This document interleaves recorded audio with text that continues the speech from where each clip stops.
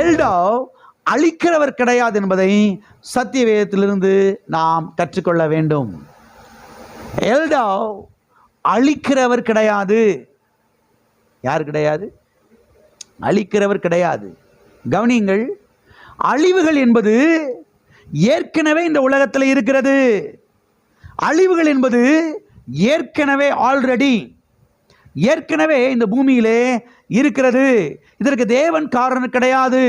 இவைகளுக்கு பிசாசும் மனுஷனுடைய பாவம்தான் காரணமாய் இருக்கிறது. வாசிப்போம். லூக்கா எழுதின சுவிசேஷம் 9ஆம் அதிகாரம் 51வது வசனம் முதல் 56வது வசனம் வரைக்கும். பின்பு அவர் எடுத்துக்கொள்ளப்படும் நாட்கள் சமீபித்த போது அவர் எருசலேமுக்கு போக தமது முகத்தை திருப்பினார். தமக்கு முன்பாக தூதர்களை அனுப்பினார். அவர்கள் போய் அவருக்கு இடத்தை ஆயத்தம் பண்ணும்படி சமாரியருடைய ஒரு கிராமத்திலே பிரவேசித்தார்கள். அவர் எருசலேமுக்கு போக நோக்கமாயிருந்தபடியினால் அவ்வூரார் அவரை ஏற்றுக்கொள்ளவில்லை. அவருடைய சீசராகிய யாக்கோபும் யோவானும் அதை கண்டபோது, ஆண்டவரே, எலியா செய்தது போல வானத்திலிருந்து அக்கினி இறக்கி இவர்களை அழிக்கும்படி நாங்கள் கட்டளையிட உமக்கு சித்தமா என்று கேட்டார். அவர் திரும்பி பார்த்து, நீங்கள் இன்ன ஆவி உள்ளவர்கள் என்பதை அறியீர்களா என்று அதட்டி, மனுஷகுமாரன் மனுஷனுடைய ஜீவனை அழிக்கிறதுக்கு அல்ல, ரட்சிக்கிறதற்கே வந்தார் என்றார். அதன் பின்பு அவர்கள் வேறொரு கிராமத்துக்கு போனார்கள். இங்கே ஒரு சம்பவத்தை நாம் பார்க்கிறோம். இயேசுவும் அவருடைய சீசர்களும் சமாரியருடைய பட்டணங்களிலே இருக்கக்கூடிய ஒரு கிராமத்துக்கு போகிறார்கள். அப்பொழுது அந்த கிராமத்து ஜனங்கள் இயேசுவை ஏற்றுக்கொள்ளவில்லை. ஏற்றுக்கொள்ள அவர்கள் மறுக்கிறார்கள்.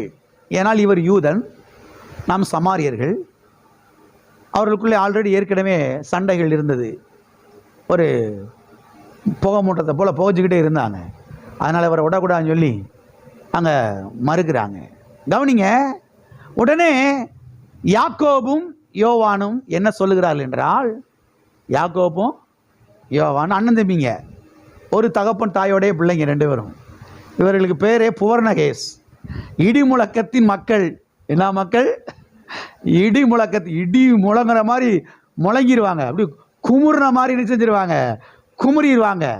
கோபம் எங்கே தான் இருக்கும்? மூக்கில் தான் இருக்கும். விட்ட எல்லாரையும் அழிச்சு போட்டுருவான். யார் உயிரோட நிச்சய முடியாது, இருக்க முடியாது. எனவே யாக்கோபு யோவான் என்ன சொல்லுகிறார்கள்?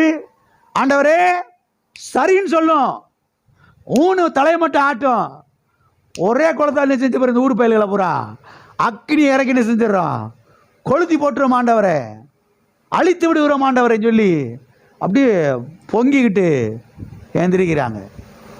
55ஆம் வசனத்தில் நாம் பார்க்கிறோம், இயேசு அவர்களை அதட்டினார். எல்லாரும் சொல்லுங்க, இயேசு அவர்களை அதட்டினார். அதட்டினாரா பாராட்டினாரா? பாராட்டலங்க. டே எங்க அப்பா, இத்தனை நாள் யாரும் இல்லை நினைச்சேன்பா, எனக்காக துடிக்கக்கூடிய 10 பேர் வந்திருக்கீங்க, அல்லேலூயா தோத்திரம், ரத்தம் துடிக்குது என் பிள்ளைகளுக்கு, 12 பேர்களுக்கும். ஒரு நாள் எங்கப்பா போனீங்க அப்படின்னு கத்தனை செய்யல, கை கொடுத்து பாராட்டலை, அதட்டினார். கர்த்தருடைய சுபாவத்தை கவனியுங்கள். கர்த்தர் எப்படிப்பட்டவர் என்பதை சத்திய வேதத்திலிருந்து கற்றுக்கொள்ளுங்கள். அதட்டினார், பாராட்டலை. அது மாத்திரமல்ல, 56ஆம் வசனத்திலே நான் பார்க்கிறோம், கர்த்தர் சொல்லுகிறார், நான் அழிக்க வரவில்லை. எதற்கு வரல? மனுஷனுடைய ஜீவனை அழிக்க நான் வரல, ரட்சிக்க வந்தேன், காப்பாற்ற வந்தேன் என்று சொல்லுகிறதை நான் பார்க்கிறோம். கர்த்தர் யார் என்பதை சத்திய வேதத்திலிருந்து கற்றுக்கொள்ளுங்கள். யாரோ ஒருத்தர் சொன்னாரு, யாரோ ஒருத்தர் இப்படி சொன்னாரு, அங்க இப்படியா இங்க இப்படியா, கர்த்தர் யார் என்பதை மத்தேயு, மார்க், லூக்கா, யோவான் புஸ்தகங்களில் என்ன செய்யுங்கள், பாருங்கள். ஆமென். எனவே எல்டோ அழிக்கிறவர் கிடையாது, ரட்சிக்கிறவர், காப்பாற்றுகிறவர், பாதுகாக்கிறவர். அல்லேலூயா. அவர் ஜனங்களை அழிக்க வரவில்லை, அவர் ஜனங்களை ரட்சிக்க வந்தார், காப்பாற்ற வந்தார். அல்லேலூயா. இப்படிப்பட்ட சுபாவங்கள் நமக்கு என்ன செய்ய வேண்டும், இருக்க வேண்டும். ஒரு முறை பாருங்க, ஒரு சகோதரி ஒரு இடத்துல சாட்சி சொன்னாங்களாம். என்ன சாட்சி சொன்னாங்களாம், என்னுடைய அப்பா மிலிட்ரியில், இராணுவத்தில் அவர் வேலை பார்த்து கொண்டிருந்தார். அவர் வேலை பார்த்து கொண்டிருந்த நாட்களில் தான் இரண்டாம் உலகப் போர் வந்தது. அந்த இரண்டாம் உலகப் போரிலே ஆயிரக்கணக்கான ஜனங்கள் அப்படி கொத்து கொத்தாய் சாவதை என்னுடைய அப்பா அந்த இராணுவத்தில் இருக்கும் பொழுது பார்த்து அந்த இடத்திலேயே அவர் ரட்சிக்கப்பட்டுட்டாரு. எனவே நான் என்ன நினைக்கிறேன்னா, அந்த சகோதரி சொல்றாங்க, சாட்சி சொல்றாங்க, எனவே நான் என்ன நினைக்கிறேன்னா, எங்க அப்பாவை ரட்சிக்கிறதுக்காகவே கர்த்தர் இரண்டாம் உலகப் போரை அனுமதித்தார் என்று நான் நினைக்கிறேன் என்று அவங்க சாட்சி சொன்னாங்களாம். இந்த சகோதரி எப்படிப்பட்ட ஒரு முடிவுக்கு வந்திருக்கிறார் என்பதை நாம் கவனிக்க வேண்டும். கவனிங்கள், இந்த சகோதரியின் அப்பாவை ரட்சிக்க கர்த்தர் இரண்டாம் உலகப் போரை அனுமதிக்கவில்லை. இயேசுவை பரலோகத்திலிருந்து பூலோகத்துக்கு அனுப்பி கல்வாரி சிலுவையிலே அடிக்க ஒப்பு கொடுத்தார். இந்த மனுஷனை மாத்திரமல்ல, எல்லா மனுஷனையும் ரட்சிக்க பிதாவாகிய தேவன் இயேசுவை கல்வாரி சிலுவையில் அடிக்கப்படுவதற்காக ஒப்பு கொடுத்தார். இரண்டாம் உலகப் போரை அனுப்பி ஆயிரக்கணக்கான ஜனங்களை கொன்று ஒரு மனுஷனை அவர் என்ன செய்யல, ரட்சிக்கல. ஒரு இயேசுவை அனுப்பி ஆயிரக்கணக்கான ஜனங்களை ரட்சித்திருக்கிறார், இன்னும் ரட்சித்துக் கொண்டிருக்கிறார். ஆமென். அது மாத்திரமல்ல, இந்த மனுஷனை ரட்சிக்க கர்த்தர் 1000 ஜனங்களை என்ன செய்ய மாட்டார், அழிக்க மாட்டார். கொத்து கொத்தாய் ஜனங்கள் விழுந்ததை பார்த்து இவர் ரட்சிக்கப்பட்டார், நான் இல்லைன்னு சொல்லலை. ஆனால் இந்த ஒரு மனுஷனை ரட்சிக்கிறதுக்காக கர்த்தர் ஆயிரக்கணக்கான மக்களை என்ன செய்ய மாட்டார், அழிக்க மாட்டார். சத்தியவேதத்தை கவனியுங்கள். சரியான ஒரு நிலையிலே நாம் என்ன செய்ய வேண்டும், நிற்க வேண்டும். ஆமென். அது மாத்திரமல்ல, இரண்டாம் உலகப் போர் ஏன் வந்துச்சு தெரியுமா? இரண்டாம் உலகப் போர் ஏன் வந்துச்சு தெரியுமா?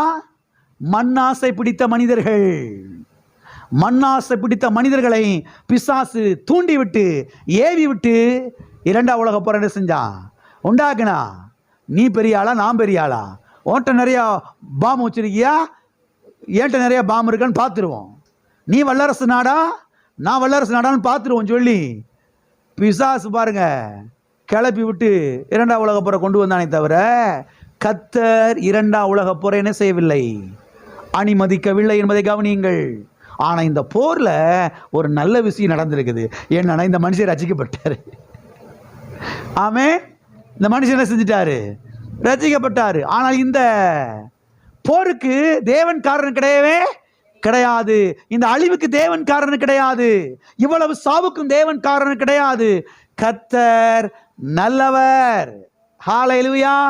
எல்லா கரங்களை வைத்து சொல்லுவோம், கர்த்தர் நல்லவர், கர்த்தர் நல்லவர்.